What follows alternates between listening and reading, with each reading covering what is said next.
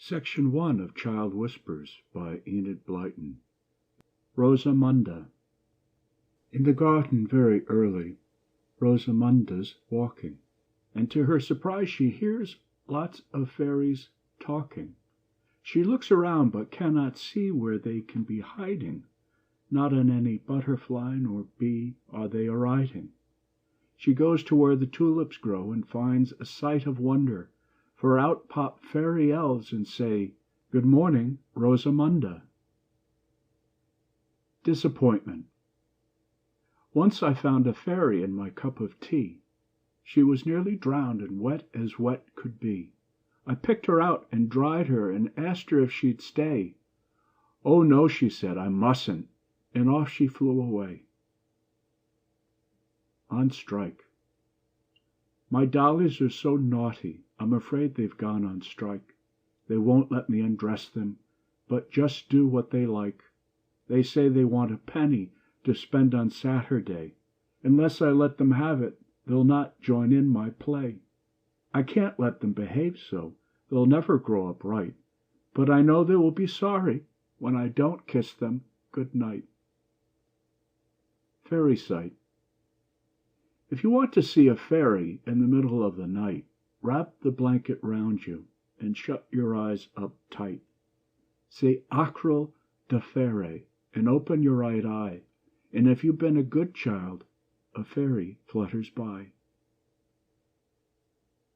End of Section 1. Section 2 of Child Whispers by Enid Blyton. A Fairy Necklace.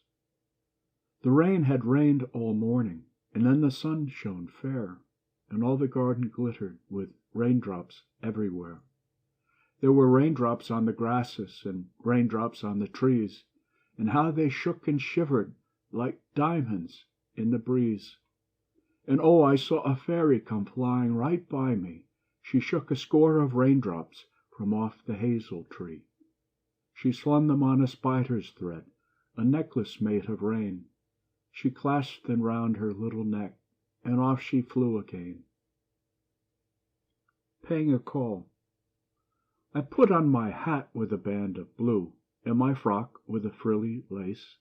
I took my sunshade and held it up to keep the sun off my face. I thought I'd go calling like mother does, and have pretty cakes for tea, and sit on the edge of a chair and talk with a teacup on my knee. I walked all along the sunny road till I came to Mrs. Leroy's. I climbed the steps and I rang the bell. It made such a jangly noise. And then I suddenly felt afraid and couldn't think what would I say when they opened the door. So I jumped the steps and I ran back home all the way. Nurse saw me coming in my best frock, and oh, how she scolded me, and that's why I'm wearing an overall now and not having jam for tea. Before breakfast. I go round the garden early when the grass is bright with dew, and I have to put galoshes on my feet. I'll tell you all I do there, right away from people's view, when the world is half awake and very sweet. I shake the lady hollyhocks to make the bees fly out, and I see how much they've grown since yesterday. I pop the fattest fuchsia buds if gardener's not about, and I blow the dandelion clocks away. I smell the honeysuckle and the lavender as well. I take the rose leaves fallen down beyond. They're pink and white and beautiful, just like a fairy's shell, and I save them up for sailing on the pond. I stand upon the mossy wall and smell the new mown hay, and I feel the wind that blows the clouds along. I think there never, never could be such a lovely day. And then I hear that horrid breakfast gong. Goblins. When I am cross as I can be, and nothing's ever right, then Mummy says there's naughty goblins hiding out of sight, who try to make me do what's wrong and try to make me bad. They like me to forget things and make other people sad. I've never found them anywhere. I don't know where to look. I've only seen them in the pages of my picture book. But oh, I'm sure they're all about in everybody's house, little creepy crawling things, as quiet as a mouse.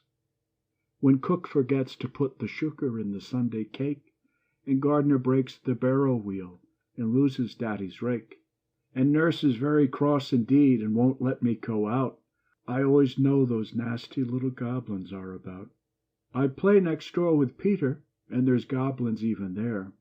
Although it's such a lovely house, I can't think how they dare.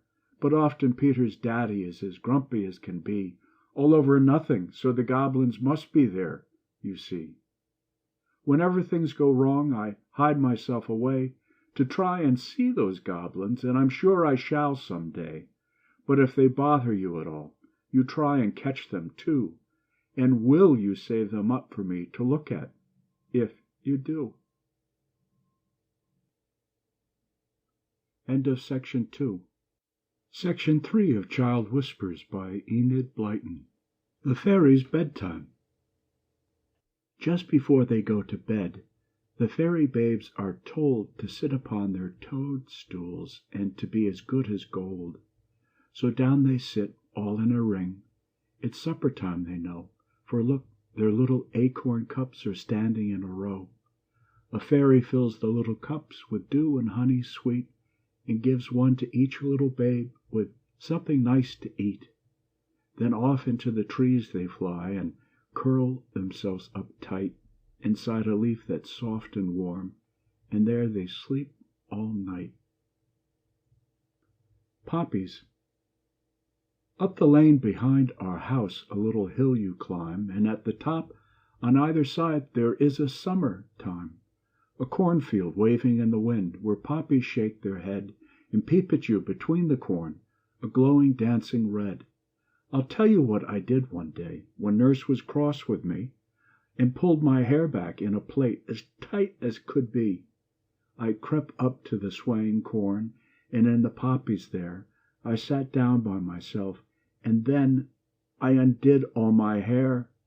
I picked some gleaming poppies red, the biggest I could find, and wound them tightly in my curls, and some hung down behind. I walked about so very grand till it began to rain, when one by one the poppies fell, and I went home again. A queer butterfly. I caught a lovely butterfly in Mariana's net. It was the sweetest blue and gold, the prettiest I'd seen yet. But Mariana came and said the butterfly should be not mine, but hers, because the net belonged to her, not me. We quarreled hard and didn't stop until my frock was torn, and then she pointed down to where the net lay on the lawn. The butterfly was creeping out and spread its wings of blue, and then stood up. Just fancy that. You'd hardly think it true. We saw then what it really was, a fairy come to play, and all because we quarreled so. She fluttered right away. Lovely frocks. In my mummy's wardrobe there are lots of lovely frocks. I know because I've seen them hanging there. There's purple, and there's orange, and a frilly one of blue, and a yellow that is shiny like her hair. The satin frocks makes Mommy look just like a fairy queen, but she can't cuddle me at all in those, and when she wears a silken frock it rustles like the trees. But I can't kiss her 'cause I spoil the bows. And though I love her pretty dresses, 'cause she looks so grand, what I like really best of all to see is when she's in the garden wearing just an overall and comes to romp and play about with me. End of Section 3. Section 4 of Child Whispers by Enid Blyton. The Jolly Wind. Hurrah, says the wind as he sweeps along. 3 cheers for the sun today. Just look at him shining away in the sky. Do come along, children, and play. I'll fly your kites on the top of the hill, and I'll spin the old weathercock round. I'll send your boat sailing away down the stream, till bump they have all come aground. Come along while I turn the old windmill about, and hear how it groans and creaks. Just see how I tweak off your bonnets and caps, and hear all the laughter and shrieks. I'll make you run faster than ever before. I'll spin you around and about. Oh, hurry up, children, and come out of school. Hurrah, says the wind, with a shout. The Witch's Balloons. Opposite the nursery sat a woman old and brown. I should think she was the very oldest person in the town. She sold balloons to children as they passed her corner there. She was very cross and horrid, and she had a nasty stare. I looked at her one morning, on a very windy day, and she saw me, and she stared at me in such a nasty way. I felt afraid and certain sure that she must be a witch, and keep all sorts of stolen treasures hidden in a ditch. And as I looked at her, and she was staring up at me, I saw a fairy flying low from out the chestnut tree. She held a little knife, and oh, she cut the strings right through that held the big balloons together. Then away she flew, and off went all the purple ones, and off went all the pink, a-flying in the air as high as ever you could think, around the chimney pots, and right away up in the sky, until they bumped into the clouds, a-sailing slowly by. And then I looked to see what that old woman had to say, but there wasn't any sign of her. She'd vanished right away. She must have been a wicked witch, and by the fairies slain, for though I've looked every morning, she has never come again. Fairy Music. I found a little fairy flute beneath a harebell blue. I sat me down upon the moss and blew a note or two. And as I blew, the rabbits came around me in the sun, and little mice and velvet moles came creeping one by one. A swallow perched upon my head, a robin on my thumb. The thrushes sang in tune with me, the bees began to hum. I loved to see them all around, and wished they'd always stay, when down a little fairy flew, and snatched my flute away. And then the swallow fluttered off, and gone were all the bees. The rabbits ran, and I was left alone among the trees. The Little Folk on the Hill. Right on the top of the Fairling Hill, there's a queer little seat made of stone, and sometimes I climb up the heathery slope and sit in the wind all alone. Nobody knows why the little seat's there. It's almost too tiny for me, but I love to squeeze into it on a clear day and look over the hills to the sea. Sometimes I've sat there and heard funny sounds and voices, and though I've kept still, I've only seen one of the queer little folk that I know live inside of the hill. For once I came quietly up to the stone, and on it sat one of the folk.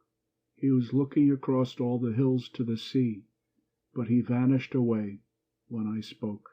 And that's how I know why the little seat's there, and why it's small even for me. The folk put it there in the wind, for they love to look over the hills to the sea. End of Section 4. Section 5 of Child Whispers by Enid Blyton. The Moon at Tea Time. I was playing in the meadow where there's not a single tree. I was throwing bits of sorrel at a fat old bumblebee. And then I just looked up to see the clouds go sailing by. And oh, I saw the moon in daytime, and I can't think why. Such funny things keep happening, and they happened all today. First I found a weeny mice all cuddled in the hay. Then at home we've got a baby from I don't know where. And now I find the moon at tea time, sitting in the air. I'm sure it's wrong, because the Bible says it's meant for night.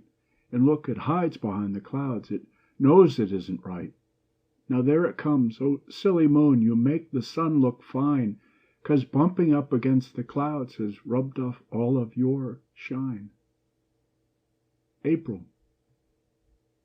Oh, April brings the cuckoo bird, and April brings the rain.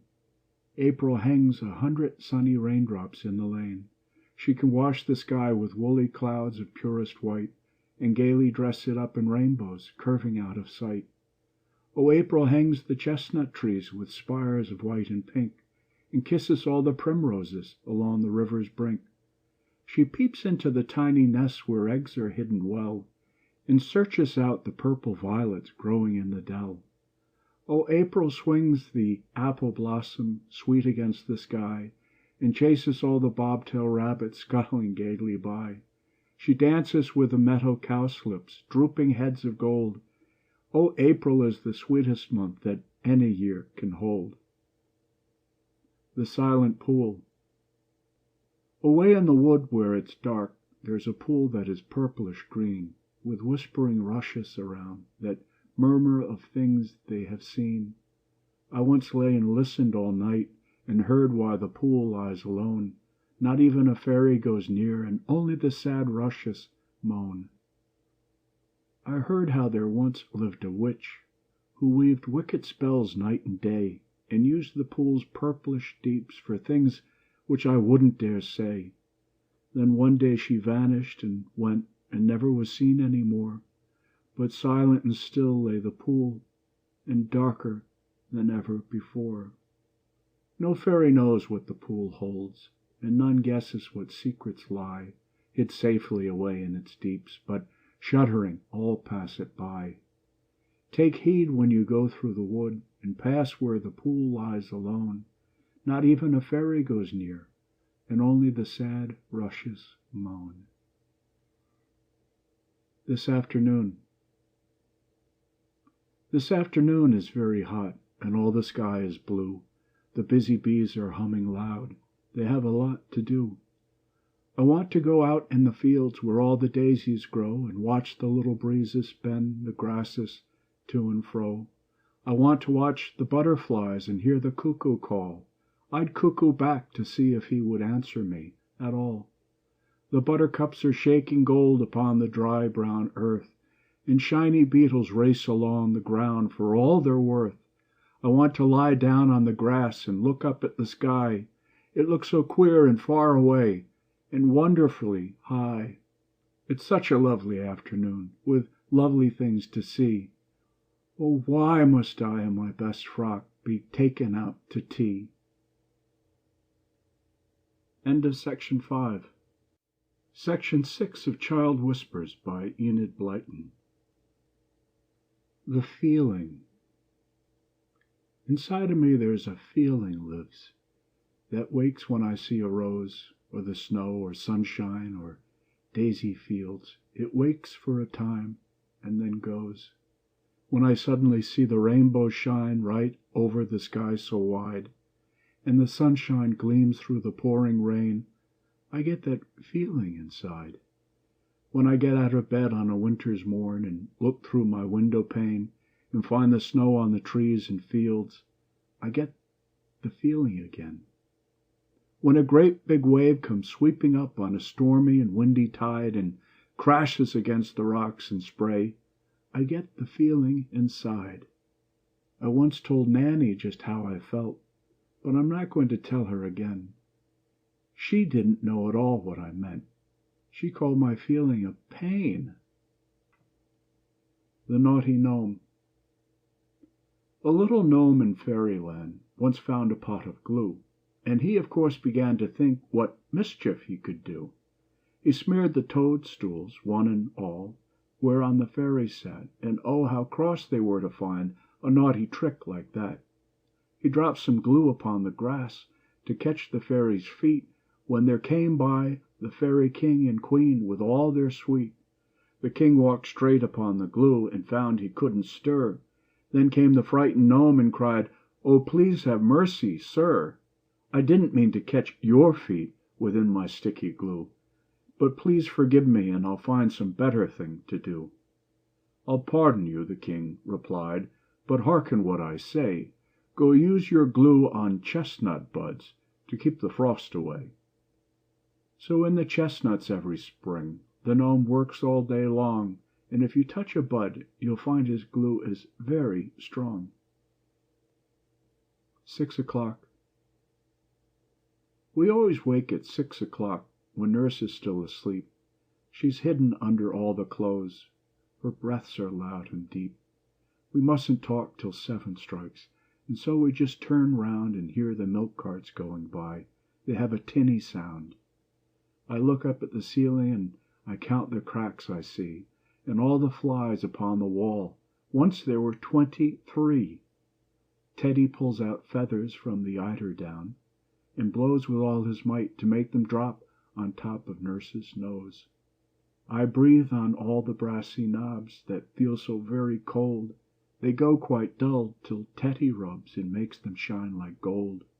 And now I've told you all these things, if you wake early too, and mustn't talk till 7 strikes, you'll know just what to do. The Imp's Mistake. As Anna slept beside the fire, an imp as black as soot came down the chimney in a bound and landed by her foot. He looked at her black shining shoe. A frown came on his face. He thought it was a piece of coal, it tumbled from its place, and so he started tugging hard to put it back again upon the fire, when Anna woke and gave a cry of pain. "You naughty little imp," she cried, "just leave my foot alone." And in a trice the imp had jumped and up the chimney flown. So when you're sitting by the fire, it's better on the whole to keep awake in case that imp should think your shoes are coal. End of Section 6. Section 7 of Child Whispers by Enid Blyton. Put to bed. The sun is shining hot and bright. The gardener's mowing grass. He's doing it with all his might. I hear his footsteps pass. Nurse put me here in bed alone because I've not been good. I think her heart is hard as stone. I didn't think she would. I haven't been so very bad. I'll tell you what I've done. I took a pencil that I had, a lovely orange one. I drew a splendid pattern round the dining room and hall, and trees that grew up from the ground, right up the nursery wall. I'd started on a giant's head. I know just how they're made. When nurse came in, so cross and red, it made me feel afraid. I never had behaved, she said, so wickedly before. She made me go upstairs to bed, and then she banged the door. She took my toys and books and ball and all the bricks I'd built. There's nothing here that's nice at all, except Granny's patchwork quilt. The Merry Breeze. Round about the orchard went the merry little breeze, playing with the butterflies and teasing all the bees, sending showers of apple blossom down upon the ground, and spilling half the dewdrops from the grasses all around. He ruffled up the feathers of the ducks a-sailing by, and hustled all the lazy clouds that floated in the sky. He swung the beeches to and fro, then darted off again, to dry the shiny puddles scattered down along the lane. The chimney smoke he twisted in the queerest kind of way, until at last the little breeze was weary of his play. He crept back to the orchard where the daffodillies peep, and there it was I found him, lying, curled up, fast asleep. An accident. We've a little summer house with a pointed top, and on it, watching us at play, the fairies often stop. But now we've done a dreadful thing and frightened them away, because by accident our ball struck 2 of them today. It bounced upon the summer house and hurt the fairies there. They flew away with cries of pain and said it wasn't fair. Each day we watch our summer house and watch the pointed top. But now, though fairies fly around, they never come to stop. A happy ending. I found a ship upon the sea, already waiting there for me. So I jumped and off we sped to gleaming waters far ahead. But soon a wind came moaning by, and clouds filled all the sunny sky. The sea was speckled with the rain, and my ship rolled and rolled again. The waves crashed grandly on the deck, the sails dripped raindrops down my neck. Then straight ahead I spied a rock, and braced myself to meet the shock. Crash we struck, and there we stayed, while rain and storm around us played. The ship at once began to fill, and down we sank until I yelled in fear and clutched the side, half drowning in the racing tide. And just as mast and rigging broke, I found myself in bed and woke. End of Section 7. End of Child Whispers by Enid Blyton.